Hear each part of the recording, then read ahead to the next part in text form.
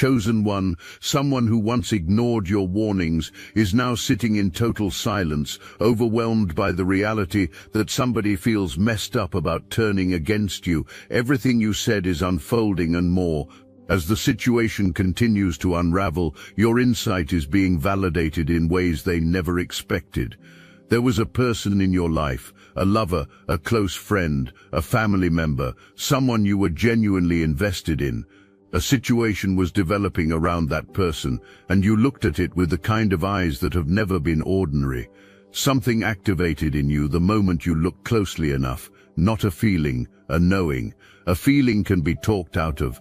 A knowing sits in your gut like a stone and does not move, no matter how many reasons someone gives you to release it.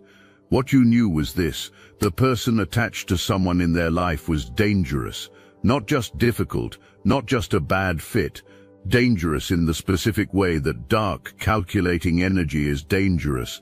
The kind that does not just cause pain, but causes destruction. The kind that moves through someone's entire existence like a wrecking ball, and then stands in the wreckage acting surprised that everything fell. You could feel the architecture of what was coming before the first wall came down. So you said something. You did not come in swinging with accusations and ultimatums. You came in the way that people who genuinely care come in, measured, deliberate, choosing your words carefully, because you understood both the weight of what you were carrying and the relationship you were delivering it inside of. You framed the truth in a way that left space to receive it without feeling ambushed. You showed up with care, so visible it should have been impossible to misread. You said, "Watch yourself. This is not what it looks like. This person is not who they are presenting themselves to be. Protect yourself." And that is where something critical needs to be understood. The dismissal that followed was not a reflection of your delivery. It was not about your timing or your wording or how many chances you gave. What it actually revealed was how deep the snake's conditioning had already gone. When someone is entangled enough with a manipulative energy, even the most carefully delivered truth arrives sounding like a threat. The snake had already been at work, slowly, quietly, surgically, building a filter inside the person you cared about. A filter designed to make your clarity look like jealousy, your concern look like control, and your discernment look like aggression. So when you spoke, your words were not received through neutral ears. They were processed through a frame the snake had already constructed long before you showed up. That is how this kind of darkness operates. It does not wait for the truth-teller to arrive. It builds the defense against you before you get there. The moment you speak it, something is set in motion that cannot be stopped by anyone. Not by the person who dismisses it, not by the snake that tries to bury it, and not even by you. Your words do not disappear when someone refuses to receive them. They go into the atmosphere. They settle into the memory of the person who heard them. They embed themselves in the fabric of the situation. And they wait, patient, exact, ready to be confirmed by whatever unfolds next. You did not just give an opinion, you gave a verdict, and verdicts do not expire. Your warning was not just ignored, it was used against you. The person you tried to protect did not just turn away from what you said, they handed it to the snake, and the snake turned it into a weapon. Suddenly your concern became the problem, your clarity became the threat. Your genuine, accurate read on a dangerous situation became evidence that you were the jealous one, the controlling one, the one with the hidden agenda, and the snake sold that version to anyone who would buy it. This is the narrative flip, and it is one of the most calculated moves in a manipulator's toolkit. The moment your truth became a threat to the operation moved to discredit the source. Flying monkeys got recruited, people who had no idea they were being used, carrying a false version of events designed to protect the snake and isolate you. Some people believed it, some pulled back from you, some went quiet. And you found yourself standing in a position you did not create, defending yourself against a charge that was invented by the very person you had tried to warn someone about. What makes this move so wicked is what was done with your actual words. Your warning was weaponized. Your genuine, caring, accurate concern was twisted into proof of your instability. You were not just painted as wrong, you were painted as obsessed, as someone manufacturing drama, as someone whose discernment was actually performance. The snake took the most honest thing you offered and constructed a lie out of it that was just believable enough to land with people who did not know you well enough to question it. That is the craft of this kind of darkness. It does not just lie, it constructs. It builds an alternative reality with just enough surface plausibility that it holds together under casual inspection. And it deploys that construction with the confidence of someone who has had practice dismantling the credibility of every person who ever saw through them. But underneath all of that noise, something else was happening. While the false version was circulating, while people were being recruited against you, while you were being positioned as the villain, your words were growing underground, in the dark, without any visible sign that they were doing anything at all. The person you warned could perform confidence in their choice. They could stay loud and committed to the version of events that justified ignoring you. But in the quiet, in the moments they could not outrun, something kept surfacing, a doubt they had to actively push back down, a question that returned no matter how many times they looked away from it. Your words were not dormant, they were working. Truth does not require an audience to do its job, it just requires time. If this touched your heart and mind, hype this video so more chosen ones can receive this message. And here is the part of this season that almost nobody talks about honestly, the specific cost of being right before the proof is visible. Because that period between speaking the truth and watching the truth get confirmed is not a comfortable one. It is the period where you are carrying complete accuracy with zero social reinforcement, the period where the false narrative is louder than your truth, the period where people who should know better are nodding along to a version of events that you know is constructed. That period tests something very specific in a person. It tests whether your truth lives in your gut or in other people's opinions of you. If your truth lives in other people's opinions, then the moment those opinions shift against you, your certainty shifts with it. You start softening your position. You start adding qualifiers to what you know. You start performing doubt that you do not actually feel, because doubt seems more socially acceptable than holding firm when everyone around you is pointing the other direction. But you did not do that. You held your position, not loudly, not combatively. You simply did not abandon what you knew, and that quiet, unshakable refusal to capitulate to the false narrative, even when the pressure to do so was real and sustained, is what separated you from everyone else in this situation. Everyone else eventually bent to the version of events the snake was selling. You did not bend. And when the truth finally surfaced, you were still standing exactly where you had always been, while everyone else had to walk back what they said. You did not go to war. You could have. You had the information, you had the accuracy, and you had every justified reason to make noise.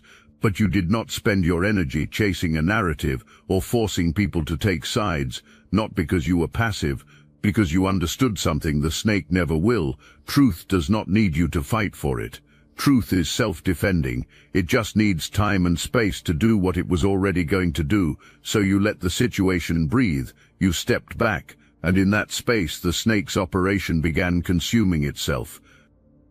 That is what always happens when you remove yourself as a source of reaction for a manipulative energy to feed on. Without your engagement to point at, the chaos turns inward. The contradictions between different versions of the same lie start becoming visible. The people being managed in separate compartments begin comparing what they were told. The cracks widen, not because anyone forced them open, but because a structure built entirely on deception cannot support its own weight indefinitely. And you were not watching any of this unfold with obsession or urgency. You were living, you were building, you were moving forward in your own lane while the other lane turned into a demolition site. Look, you already know the attacks weren't random, and if you're paying attention, you can feel it. Their walls are closing in. You've also noticed something else. A lot of Chosen One channels on YouTube have gone quiet, videos removed, voices pushed off the platform. The mainstream media is cracking down on us, but we will not give up our voice. So let's talk about what we're doing about it. That's why I built Destiny Engine, and when you join, you're not just supporting your favorite channels, you're also fueling your own rise. It's a 360 win. It generates personalized sequences that help you rewire betrayal into transcendence, turn isolation into sacred power, and transform their downfall into your rise. We are using the Dark Elite's own weapons against them, taking their declassified consciousness technology that programmed competition and scarcity and repurposing it to serve cooperative intelligence. The beauty is, you don't even have to lift a finger. You put on the headphones, press play, and your subconscious is rewired while your enemies collapse under the weight of their own lies. This is why I created it in the beginning, so everything they did to break you becomes fuel for your purpose. The collective upgrade is underway. Start your Destiny Engine for $7 today and watch divine justice accelerate in your life. Link in the description. That season of moving in silence was not small. Every day you stayed grounded when reactivity would have been so much easier was a day you pulled further ahead. Every choice you made from integrity rather than emotion deepened the foundation under you. Most people who go through what you went through spend that period in reactivity, trying to control the narrative, trying to make people see, trying to force a vindication that can only ever arrive on its own timeline. You did not do that. You held your position. And holding your position while everything around you was engineered to move you off of it, that is the most powerful thing you could have done. Meanwhile, on the other side of your silence, the person you warned was quietly cracking. The losses were beginning, small at first, the kind that could still be explained away, the kind that a person telling themselves they made the right choice can still rationalize, but rationalization has a ceiling. And the more the situation confirmed what you had said, the harder it became to keep the ceiling in place. Your words were getting louder in proportion to how much the evidence was stacking up, not because you said anything new, because reality kept saying it for you. The assumption that kept the operation running was that the deception could be maintained indefinitely, that the image was solid enough to survive real scrutiny, that the people being played could be kept separated from each other's version of events forever. But performances have a runtime, and this one had run out. What got exposed was not just a single lie, it was the entire architecture of how the deception had been built, the scale of it, the calculation behind every move, the way trust had been used as raw material for manipulation rather than treated as something sacred, the warmth that had always been conditional, the loyalty that evaporated the moment someone stopped being useful, the way the snake had positioned itself as the victim of everyone it had actually victimized. And the person you warned began seeing their own receipts, not just what had been done to them, but how perfectly it mapped onto every specific thing you had said before any of it was visible, every pattern you named, every warning you delivered, every detail you tried to make clear when there was still time to change course. It was all there in order, confirmed by lived experience rather than by your word alone. That is a specific, devastating kind of confirmation because it arrives in two pieces at once. The first piece is the truth about the snake. The second piece, arriving at exactly the same moment, is the truth about the choice that was made to ignore you. Processing one requires processing the other. There is no way to understand how wrong the snake was without simultaneously understanding how right you were and what it cost to find that out the hard way. The flying monkeys were falling apart too. The people who had been used to carry stories against you were now on the receiving end of the same manipulation. The snake does not operate with loyalty, only with utility. And the moment the utility of each person ran out, so did any pretense of care toward them. The very people who had been weaponized against you were now experiencing exactly what you had warned someone about. When the maintenance of a deception finally fails, it fails all at once. Every piece of it was load-bearing, which means when one piece goes, everything attached to it goes with it. The financial instability that had been papered over became visible. The relationships built on different versions of the truth imploded when those versions finally met each other. The reputation that had been performed crumbled the moment the performance could no longer be sustained. And where were you? You were not in the rubble. You were not managing a collapse. You were not anywhere near the tower when it came down because you had never built your life inside someone else's chaos. You had kept your foundation separate. You had let what needed to fall without putting your hands underneath it. Your integrity was untouched. Your truth was confirmed. Your name was being restored, not by anything you argued, but by the situation itself producing the evidence you never needed to manufacture. The person you warned was now standing inside the exact collapse you described before it began.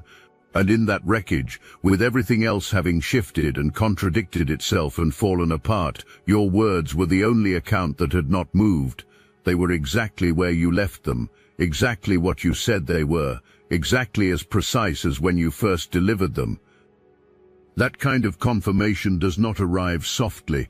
It arrives with the full force of every doubt that was suppressed, every question that was pushed back down, every moment where the truth was right there and the choice was made to look away from it. All of that releases at once, and when it releases, the only voice that makes any sense in the middle of all of it is the one that told the truth before the truth was convenient. That was you. It was always you. And there is something else happening right now that deserves to be named directly. The people who pulled back from you, the ones who went quiet, the ones who chose the snake's version over yours without ever sitting down and asking you directly, they are in an uncomfortable position right now. Because the evidence that confirmed your truth also confirmed their error in judgment. They cannot celebrate the snake's exposure without acknowledging that you pointed at the snake first, and they chose not to listen. That is not a comfortable reckoning. That is not something that gets brushed aside with a casual apology or a vague "I should have known better." It sits. It requires something from a person, and the people who are honest enough to let it require something of them, those are the people who are finding their way back to you right now. Your accuracy in this was not a lucky read. It was the natural output of someone whose discernment has been built and refined through every hard thing survived, every time honesty was chosen over comfort, every moment truth was held even when the social pressure to release it was overwhelming. That accumulation is what produced the precision of what you spoke into this situation. You did not guess, you knew, and the difference between guessing and knowing is the difference between someone hoping to be right and someone who is reporting what they see. That is a calling. And callings do not get invalidated because someone refused the message. You cannot neutralize a truth-teller by discrediting them socially. You can delay the impact for a season. But the truth-teller's accuracy is not dependent on whether people believe them in the moment. It is dependent on whether what they said was true and what you said was true. Which means no amount of narrative management, no number of flying monkeys, no constructed alternative reality could permanently suppress it. When the snake came for your credibility, your name, your relationships, your stability, that was not a show of strength. That was panic dressed up as aggression. Only a genuinely frightened energy mobilizes that much effort against a single person. The scale of what was deployed against you is a direct reflection of how accurately the snake identified your clarity as a threat to its entire operation. You were targeted that specifically because you were that significant. Every attack activated protection rather than eroding it. Every dark intention sent in your direction returned to its source amplified. Every attempt to undermine your foundation caused the attacker's own ground to shake harder. That is the mechanics of what happens when something moves against a person who is genuinely covered. The attack does not just fail, it reverses, and you are watching that reversal complete itself in real time. In the desperation of the collapse, one last attempt was made to redirect the damage toward you, because this kind of energy does not accept loss quietly. When the walls are falling, when the people are leaving, when the image is visibly disintegrating, the instinct is to escalate, to go for maximum disruption on the way out. To take aim at whatever is still within reach of a person who has nothing left to protect, and therefore nothing left to lose. Your name, your stability, your peace, those were the targets. Only someone who knows they have already lost makes that kind of move. Only someone who understood, on some level, precisely how right you had been and how consequential that accuracy was going to be for them, would spend their last resources trying to bring you down on the way out the door. That move was not strategy, that move was a confession. It said, I know what you said was true, I know what I did, and since I cannot undo any of it, I am going to cause as much noise as I can before the silence takes over. The noise did not reach you. Your foundation was already too established to be shaken by desperation. The people who needed to see clearly had already seen clearly. The evidence was already out. And when that final attempt landed, it landed on a version of your situation that no longer existed because you had already moved forward, and the attack was aimed at where you used to be. The interference is gone. And what follows the end of that kind of sustained, targeted interference is not just relief, it is acceleration. Every door that was being held shut by the chaos around you is now open. Every resource that was being redirected by the snake's operation is now flowing in the direction it was always supposed to flow. Every connection that was being poisoned by the false narrative about you is now either restored with full clarity or replaced by something of greater quality. Your name is being restored without you arguing for it. The evidence is doing the work quietly, and then louder, and then loudly enough that the people who pulled back when the false version was circulating are recalibrating. Some are coming forward, some are staying quiet but recalibrated. And the ones who walked away without ever asking for your side, you can release them cleanly. Anyone who was willing to abandon you based solely on what the snake said, without ever sitting down with your perspective directly, was not built to stand in your corner at the level this next season requires. Your ability to build financially, creatively, professionally, relationally is no longer being interfered with. The sabotage that was running in the background of your material life has lost its power source. When that kind of sustained interference ends, what you are naturally capable of starts moving again at the pace it was always meant to move at. Pay attention to what shifts in your practical life in this season, the opportunities that appear without you forcing them, the decisions that feel clear instead of foggy, the right people showing up without you having to perform for their approval. That is not random. That is your life returning to the trajectory it was always on before someone with dark intentions tried to reroute it and failed. There is also something specific happening with your voice right now. The very thing the snake tried to discredit, your clarity, your ability to see what others miss, your willingness to say what is real, even when it is uncomfortable, that is now your most publicly validated asset. People are not just believing what you say because they like you. They are believing it because the record now shows that when you spoke before any evidence was visible, you were right. That is a different kind of credibility. That is not the credibility of a likable person. That is the credibility of someone who has been proven accurate under pressure in the specific circumstances where accuracy costs something.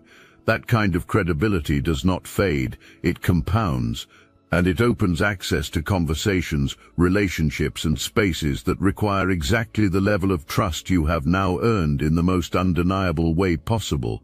The person you warned is in the active, ongoing excavation of every moment that led to where they ended up. And every layer of that excavation leads back to the same place, to what you said, to when you said it, to how specific and accurate it was, and to the choice that was made to go the other way. That is not a comfortable place to sit. That is the specific kind of regret that does not ease up, because it is attached to knowledge, not ignorance. The warning existed. The truth was available, the choice was made with full information in hand, and still came out wrong. That kind of regret is not something that fades with time. It is the kind that resurfaces every time the consequences become more visible. What you need to understand about the return is what it is not. It is not someone coming back to a position of power over you. It is not someone who gets to reset the dynamic as though none of this happened. The person coming back is not the same person who dismissed you. That person has been through the exact collapse your warning described, and whatever they are carrying when they reach back out, they are carrying it with a completely different understanding of what you are and what you see. You owe no one access to your energy. You owe no one a rebuilt connection simply because circumstances have changed. What you do with this return is your decision to make from a place of complete power. But if you receive it from altitude, from the certainty of someone who already knew how this was going to resolve, not from a wound that needs their acknowledgement to heal. You already know you were right. You knew it before anyone else was ready to say so. That is the posture you operate from.